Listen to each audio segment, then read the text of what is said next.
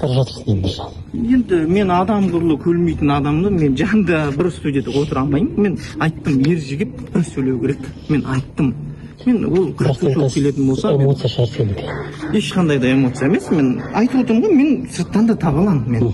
Мен олай бір менің артымнан келіп отқаны ол айдан анық дүние ғой. 7-ші маусымның басында да мен қатысушы болып келетінін біліп, ол қатысушы болып келді. Мен басқа жобаға үміткер болып бардым, ол осы жаққа келді. Мен жазғы маусымда қатысушы болып келдім, бір аптадан кейін келіп тұрды. Маған керек емес ондай емес.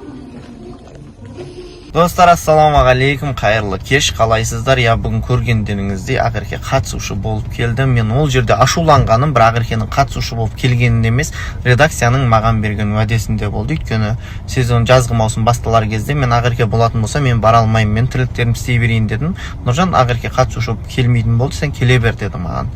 Одан кейін мен бүкіл жұмыстарын тастап, барып қатысушы болдым. Күліп ойнап отырдық, бір аптадан кейін Ақерке қатысушы болып келіп тұр.